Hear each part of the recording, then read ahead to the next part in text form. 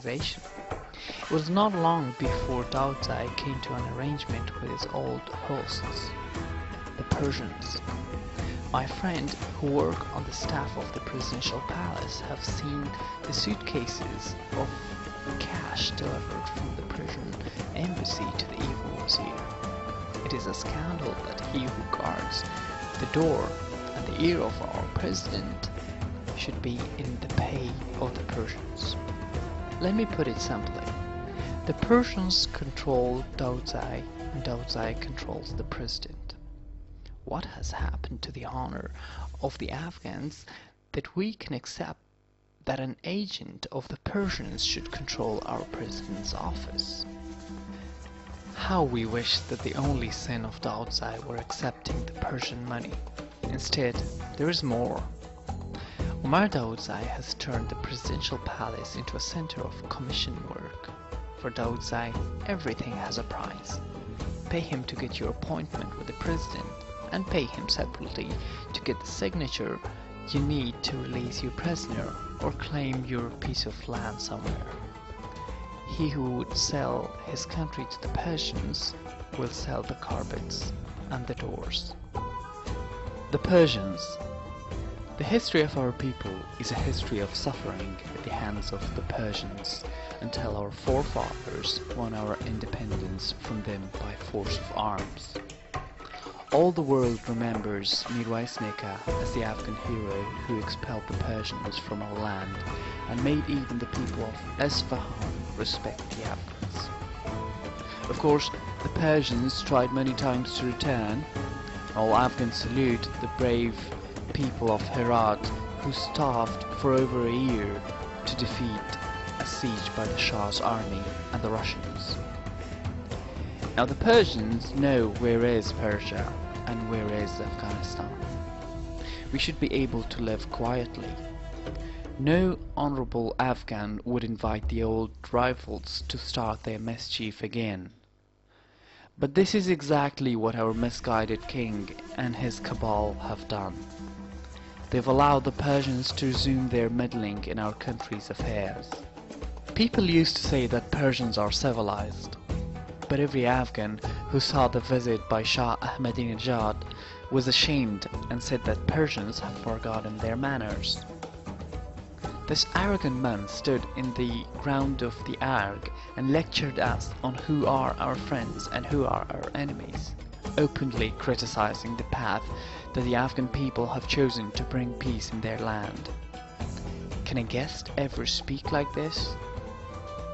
But what really shamed every true Afghan was the subservience of our misguided king. He just sat there, purring like a cat, while his arrogant guest made a mockery of Afghanistan before the world. His games would make a prostitute blush.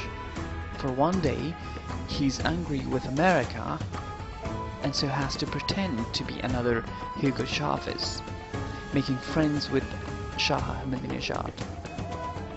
But all the time he's just waiting for America to invite him again so that he can go there to flatter them again. Is there no true Afghan to lead us in a way Afghans can be proud of? Where is the leader who knows how to maintain the friendship of our friends and the respect of our enemies without shaming us in foolish jokes? But the misguided kings dealing with the Persians are much more dangerous than just inviting their Shah to insult us. The misguided king is so caught up in his playing of games that he has forgotten that the Afghan people want peace and stability. He has taken so much Persian gold, the briefcases of operational money, and has let the Persians take control of his office, so that now their spies have received the permission to operate freely in Kabul and the provinces. Daodzai has again controlled the king and quietly opened the door for his Persian masters. The wazir is no fool, however. He took a page from the Prince of Kandahar by working with the American Central Intelligence boss in Kabul. He takes the American gold, but what can he give in return but lies and deception? It must make his Persian lords squeal with delight that they can feed tainted fruit to the boss of the American intelligence, while expanding their own spy interests on the American bases. Will a Persian spy work for the good of Afghanistan or for the good of Persia? Shah Ahmadinejad says that he would like to see the Americans leave Afghanistan. But everyone knows that actually he's plotting to keep them busy here as long as possible, even if the price is that Afghanistan should permanently be at war. Recently we've learned that the Persian spies have stepped up their activities against ISAF and the Afghan National Army. Daudzai has helped place their agents in companies owned by his relatives and the cousins of the king. They pose as engineers, but their purpose is to spy on our military capacity and that of our friends. They find excuses to enter the bases of ISAF and the ANA, pretending to fix their equipment, but actually planning to survey them and guide the terrorist attacks. In Helmand, Kandahar, Herat and Farah, Persians have helped the terrorists to launch deadly attacks. The Persian spies, protected by the ARG, have now also started to arm the terrorists. They smuggle rockets and mines across the desert. These devices are for killing Afghans and for sabotaging the hopes we have of peace and stability. Only a madman could think of playing this kind of dangerous game, letting the Persians supply rockets to the Taliban to prolong the war in our country. Every person in the ARG who has taken the Persian gold shares in the sin of helping Afghans' enemies. The end of the kings.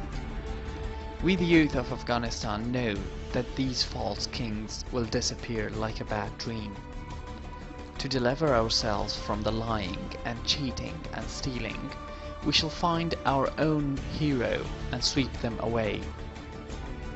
For our generation will build for itself a future of honesty and industry. The bad dream will pass. Place no trust in the princes or the misguided king or the evil wazir, for they will soon be gone and remembered only in the telling of this Shahnama. In that future time of honesty and prosperity, we shall remember how an incompetent king is a curse on the nation.